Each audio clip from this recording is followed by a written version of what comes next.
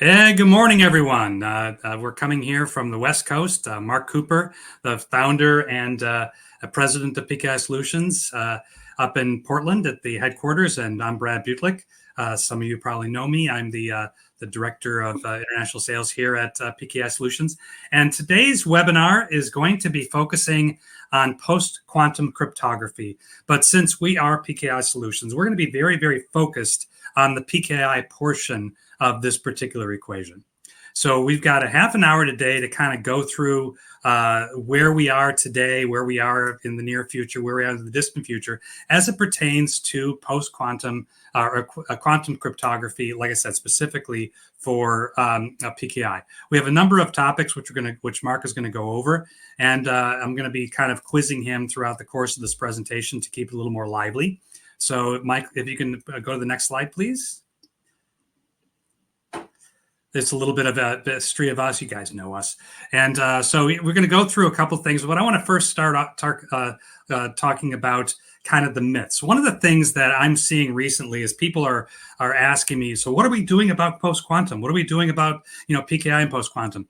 Which is why I asked Mark to kind of come out and talk about this very, very important topic. So Mark, why don't you take it over from here, and I'll kind of interject and color commentary as I see fit.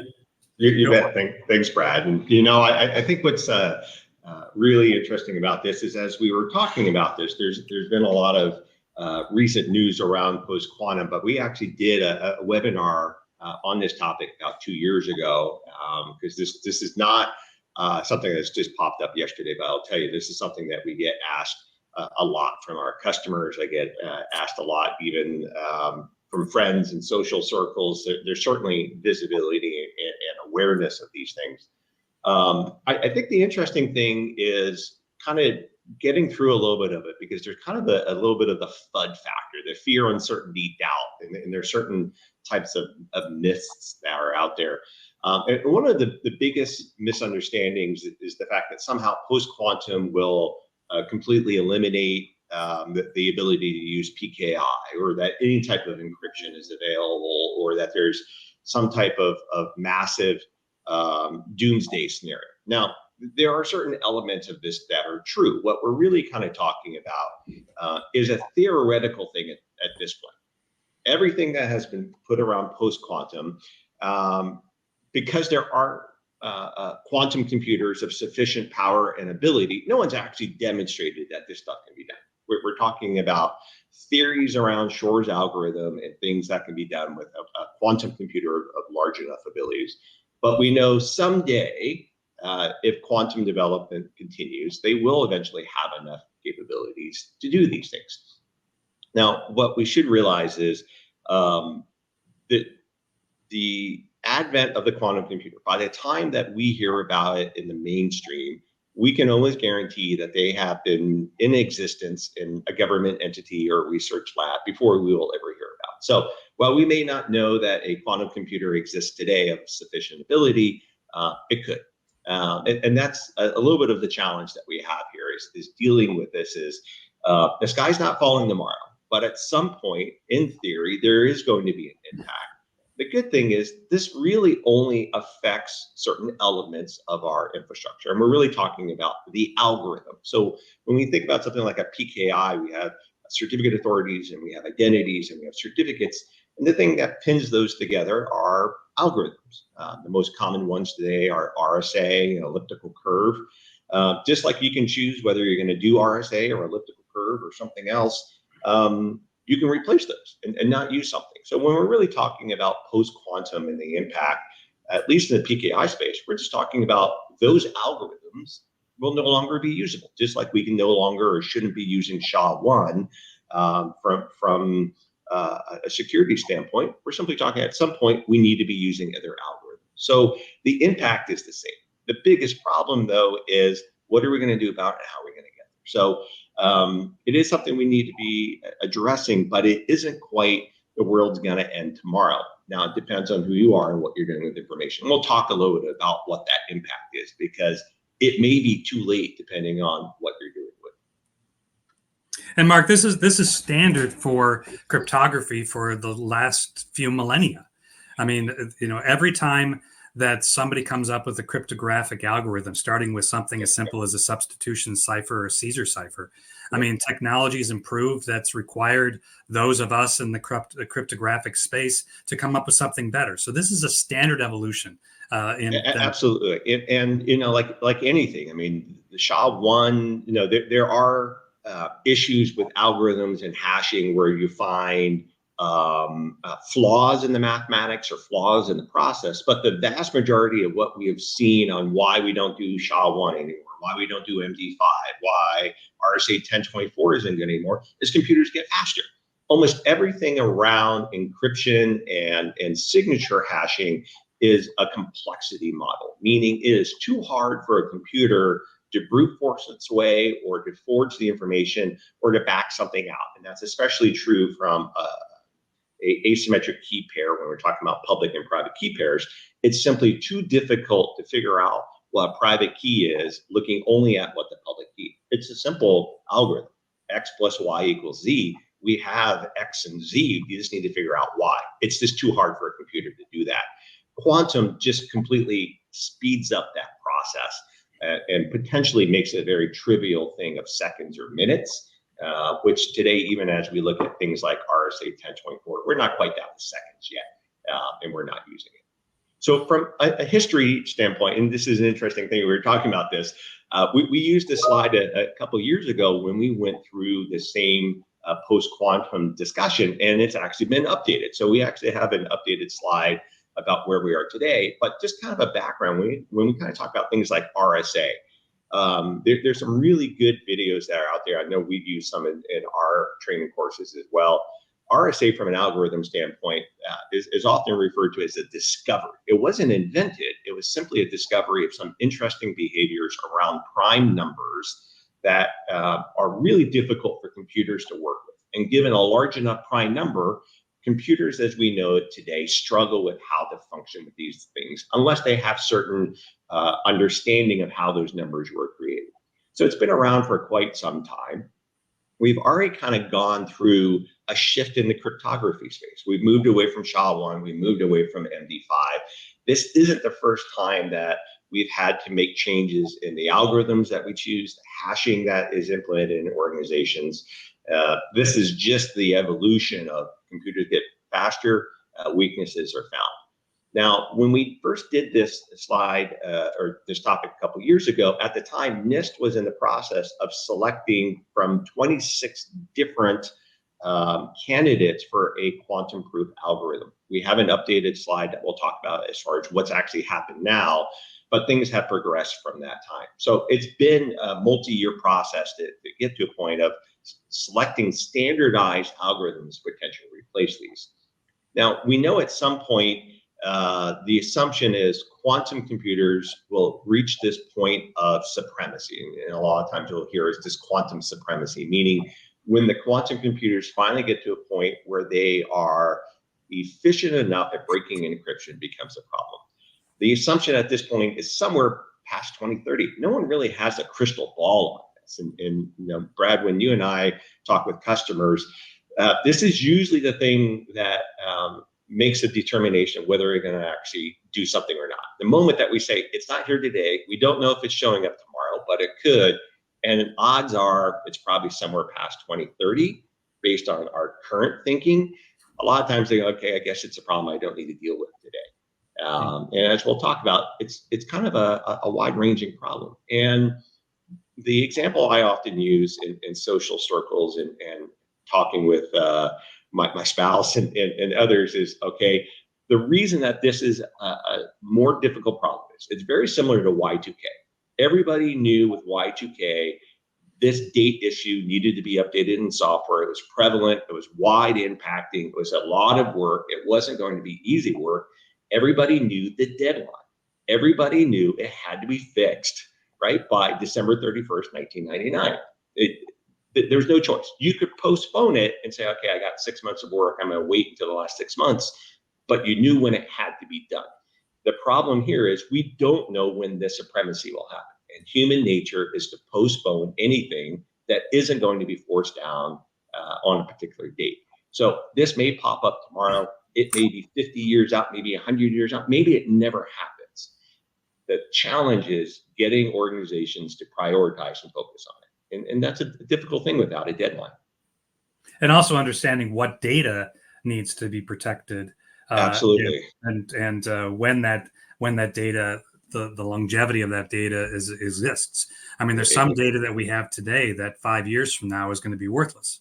Yep. There's some data we have today that 5 or 10 to 15 years from now is still going to be valuable. So understanding the value of your data in a future sense is actually another thing that's important. Exactly. And we're going to talk about that in a few minutes of kind of how you can kind of get ready. And part of it is knowing what data you have and what your exposure is. So let's talk a little bit about the current state of what's happening in the quantum computing space. At a high level, quantum computers themselves do not mean the end of encryption and hashing and signature at all. It's not like, oh my gosh, we finally have to share everything in plain text and have it openly visible. It simply means we have to be using algorithms and methods that are difficult for quantum computers to affect. So just like we have algorithms that are difficult for traditional computers today, we need algorithms that will make it difficult for a quantum computer to break, and they do exist. NIST has now selected 4 algorithms, and we'll talk about them shortly. Not every country, not every company follows NIST standards, but we at least are now starting to see that solidification and movement around these future algorithms. And we'll talk a little bit about the challenges there. The other thing is, it's not too late to start getting this under control. Whether you feel that this is going to happen tomorrow or 50 years down the road, there are certain things that you can and should start to do today, regardless of when you think this happens. Because the moment that you find out about quantum supremacy, you're going to be too late to the game to start mitigating it. So there are certain things that you can do away now. Whether you think that's months or years, you can start prepping today. With that, the thing that you can really kind of start thinking about is, how are you going to respond to this internally? How do you communicate to your stakeholders what you need to do, what the changes are, and how to prep for it? And we often discuss with our stakeholders, what are the things that you can start doing today, whether you believe this threat's going to be tomorrow or 20 years down the road. There are things that you can start doing now, and then just having that call to action. Even if it's just your group, if it's a broader group, figuring out what they're going to do and having a plan. And you can start that today before you even start making technology changes. There are things that you can do, but you have to figure out what your roadmap is. So let's talk about the current update. So what's happening here in 2024? As I mentioned, NIST has selected 4 algorithms to be standardized. These are considered post-quantum protected algorithms. I will always put a caveat on there. There really isn't a quantum computer that is strong enough to demonstrate that these are resistant, because if we think about a post-quantum computer that's strong enough to break RSA at some point in the future, that quantum supremacy, do we really know that these algorithms will be resistant? A lot of times you'll hear them resistant or proof. The challenge is it can't be proven. All that we know is that they are based on a mathematical process that doesn't rely on things like large prime numbers. Because of Shor's algorithm, it is theorized that large prime numbers should be very easy for quantum computers to work with. So if we start using a method other than large prime numbers, then they should be quantum resistant. We won't really know. It's difficult to prove something when you don't have the ability to prove that it can't be done. But in any case, if you're a Star Trek fan, you can certainly recognize some of these names. Going back to some of their early 26 candidates, there were certainly some very interesting names that were submitted for these. But we have Crystal's Kyber, that has been the primary encryption algorithm. So when you think about things like RSA or ECC, this is the equivalent. And then to replace things like SHA and MD5, we're looking at Crystal's dilithium, Falcon, or Sphinx Plus. So these are the hashing signature algorithms that have been standardized. The other interesting thing, if you didn't see just recently, I believe this was last week, Microsoft updated one of their primal libraries. And this was one I had to go look up because we don't often go to this level, but there is a primal library in Windows that's been updated. It's called SymCrypt. These algorithms have been added by Microsoft, and Microsoft has pushed these out through updates. So in theory, today, your Windows machines, if they are updated, this SymCrypt library has these updated algorithms. Now, the downside is things like CAPI and CNG that are used by certificate services and a lot of the higher algorithms. Those libraries have not been updated to use the primal libraries. If you're writing at the C# or C++ level, you can access these libraries and have this available in your product today. Hey, Mark, can I interrupt you a second here? Yeah. One of the things I keep hearing when I talk to customers is that they're saying that Microsoft isn't kind of doing anything as it pertains to quantum in the PKI, and I think this kind of FUD is coming from a lot of the PKI competitors that are on the landscape. Oh, absolutely. Yeah, I mean that's if you sell in FUD, you got to point out and you got to have doubt about the competitor. So I think this is a great example of within days of the finalization, Microsoft has already updated the primal library. It's not that much farther along to update the CAPI and CNG providers to do that as well. So I think what we can tell is looking at this, Microsoft is already responsive. They're already adding these things in there. And we don't need to update the UI for a certificate or change the template manager to make new libraries available. Microsoft has responded to security updates. They've come out with vulnerability updates. This is something that's still very much part of the product. Microsoft's not going to ignore it. It is simply those areas that need attention get the attention. In this case, there's new quantum algorithms. So just like you could potentially go buy aftermarket algorithms, which there are other algorithms that were not part of the NIST standard that you could optionally go buy. You could buy those libraries and include them in Windows. So there are ways of getting this in there, but I think this is a great example of making sure you peel through some of that FUD factor. Frankly, I've heard the same thing from commercial providers for over a decade now, simply because they have an alternative product to sell. The truth is Microsoft is supporting it. So the thought that Microsoft isn't continuing to support PKI into the quantum is false. It's misinformation. Correct. Absolutely. It's empirically false. Do we have all the bits and pieces there yet? No, but you got to build from library to library to library. It's there. And Microsoft certainly hasn't demonstrated that they're not going to start incorporating those algorithms into Windows at all. Yep. And I noticed you're talking about the hardware secure module coming next. Yep. I have to actually, speak for the other vendors on the market as well, because I know that Thales and Utimaco are all also onto this post-quantum space. Yeah, exactly. Well. So it's not just Entrust with their Encipher, but it's everybody. And the intent is to simply say, we're already seeing all the players moving as far as supporting this. So from a software perspective, from a hardware perspective, everybody knows that there is these new algorithms that were under development for a while, and that they have to do something to prepare their equipment to support it. So this has been underway for a while. So most of the changes, like on the hardware security module, that takes much longer to get that firmware and modules updated to really support. And a lot of them have been doing this not knowing what those final algorithms were going to be. So they've been adding capabilities into their HSMs so they can add those algorithms once standardized. We're also expecting, and part of the problem here is we're not just a matter of do we have the right algorithm in the Microsoft PKI or in our certificate, but everything that uses those certificates has to support those algorithms. Because remember, it is a encryption or identity key that's in there. If it's going through a Cisco firewall and it has to examine it, Cisco has to support it. If it's going to an Okta server, Okta has to support it. If it's going to CyberArk, if it's going to VMware, if it's going to a Linux machine, everything that's going to see and verify, rely, or use that certificate has to support the algorithm that is in there. And that's been the big issue. So this is not just, will my PKI support this? Absolutely, you can have that today. The problem is the dozens or hundreds or thousands of pieces of software that are interacting with those certificates. Do they support it? That's the hard thing.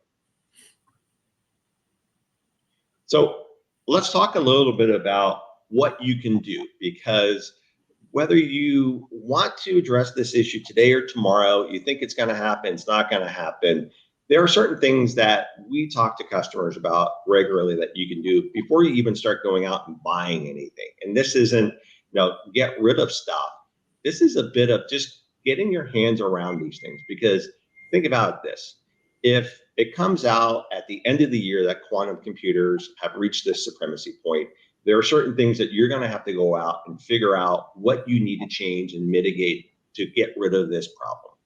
If it's 5 years off, don't wait 5 years. There's certain things that you can start building today. Even if you are the lone person in the organization that care about this, and you have a small portion of the enterprise that you can see, there are certain things you can do. And the first thing that you could do is just start a list of like all the things that interact with certificates, not just the CA servers, not just the certificates themselves, but as I mentioned, the firewalls, the applications, the appliances. Where do you know that those certificates are going? Just start a list, even if it's just the things that you see, and say, hey, this is my quantum readiness plan. I'm just trying to figure out where we use certificates. It's a simple inventory asset that I will tell you, even without the quantum threat, a lot of our customers struggle with. But it's there. It takes time. So start now. Then start figuring out, where are these systems on my network and what's the risk exposure? Meaning, if this thing is sitting on my internal network and it does my HR website to find out how I can get discount tickets to Disneyland, it's probably not a high threat and probably doesn't have a high exposure. If it's a server sitting on the internet that does all of your credit card processing, or maybe it has the medical records for all your customers, and it's directly accessible on the internet, that's probably a high exposure, high risk environment. So just identify that thing looks different than this thing. Easy classification. So figuring out, if quantum supremacy occurred, where should you focus? That thing sitting on the internet with the customer data, as opposed to the internal Disneyland tickets, right? Easy classification. Then start figuring out which of these systems have a crypto upgrade path already defined. If you are using an appliance from Palo Alto and sitting on the internet, then have a conversation with Palo Alto. What is your post-quantum plan? What is your roadmap? How quickly will you move in that direction? What are you going to do about it? Maybe that server is something that you built and you no longer have the source code for. Maybe you no longer have the ability to update. That thing needs to get remediated and removed from the environment. So you need to kind of start thinking about alternatives in the environment. Figure out what your timeline is. If Palo Alto, for instance, says we're going to do something about it, great. How long? Is that a year from now? Is it a year after quantum supremacy? Start figuring out what the timelines are to that. And if someone says, hey, we're never going to do that, that's a dead product for us, we're not going to move there, then you start finding alternative solutions. And then if nothing else, start figuring out, how do you start addressing those systems today? So these are all things that you can do regardless of when you think this kind of stuff is going to happen. So when we kind of think about, when will Microsoft have algorithms for ADCS and OCSP? As I said, the algorithms are in Windows. They haven't announced when they will be updating the CNG library to reference those. It's kind of a separate group. One group does the algorithm, another group is responsible for the product. But I would expect to kind of see it in the near term. So I think we will start to see those things down the road. So one of the questions I have for Marcus is, there is this nebulous date as to when this is going to be an issue. Yeah. In your mind, when do you think people should put into their schedule, put into their calendar, all the analysis and the studies that you just mentioned? What's a more comfortable time frame? You're talking about 2025, 2026. it's, you kind of have to you have to figure out for yourself. Like no one knows. As I said, there's no crystal ball. So all I can tell you is the leading theory is sometime after 2030. So unless there is a surprise development, I'm not going to bet my livelihood that it's not going to happen, in 2 years. But no one is expecting this to happen overnight. I think we've got several years to go. It's still a theoretical thing. I think if you had to just pick something out of the air, I think the general consensus was saying it's sometime after 2030, which means you got at least 6 years, if not more. Maybe we're wrong, but the thing with that timeline is, just like algorithm sizes, that timeline may look very different next year. Like it may suddenly be, oh, we're not 2030, 2029. Things can move around, or maybe 24. So be prepared for those things to move, but get started on this stuff now. I don't think you need to be done tomorrow, but as I said, this is the challenge. There isn't a definitive deadline, but it's one of those problems where you can't wait until after the problem. Y2K, you couldn't fix the problem after Y2K. You had to fix it before. In this case, we don't know when it is, and you can't really wait to fix the problem until afterwards. The other thing I think to consider is that these quantum computers, when they do come out, are going to be insanely expensive. And the only organizations that can afford them are going to be large corporations and nation states. So I might take a slightly contrarian view to that. I think you're right. They will be expensive. They are expensive. I think what will be different this time around as we go through this process is the advent of the cloud. We already see AWS and Azure making quantum available resource. You don't have to go out and buy a quantum computer. These are already hooked to the cloud, and you have the ability. They're not nearly fast enough for any of this. Yeah. But unlike the old days of, we finally have a computer fast enough to break RSA algorithms. Well, yeah, it was millions and millions of dollars. And I think it was the ETF. Someone used to run an algorithm breaking contest of how quickly could you break an RSA 1024 key and how cheaply could you do it. And when the competition started, it was millions of dollars to do it, and then with the hundreds of thousands and tens of thousands. It was a big thing where we can say, okay, it's a nation state and attacker and governments are going to be the only ones to be able to break this stuff for a while. I think quantum, we may see this a little different way. Will nation states have it first? Absolutely, but I don't think it's going to take the ransomware gangs and everyone else hundreds of millions of dollars to get hands on this stuff. It's going to be available in the cloud, and it's going to be too late. Great. There was one question that came up I think is worth touching on as well is hybrid certificates. There are providers out there that do this concept. They've been doing it for years of, okay, what if I give my entities certificates with multiple algorithms, an RSA and a new PostQuantum? It's a novel concept. It doesn't solve my problem though. If my Palo Alto doesn't support the PostQuantum, it's going to use the RSA. If I put it on a Linux machine and it doesn't support the PostQuantum, it's going to use the RSA. So hybrids are okay if there is some reason where you've already been able to identify a number of systems that will use the new algorithms and won't rely on the old ones. There's some value there, but it's still entirely dependent on all of those applications and systems. Just because my PKI can issue a hybrid certificate doesn't solve my problem. So as we kind of look at this stuff, there is a very real threat of quantum computers, regardless of how much we kind of define it as a theoretical attack and it's going to happen somewhere. We have pretty strong indications that post-quantum will cause a problem. We know that there are quantum resistant algorithms. It's simply a matter of how are you going to get from where you are today to the future. I often use the analogy of, just because we need to change these algorithms, you don't have to get rid of your PKI.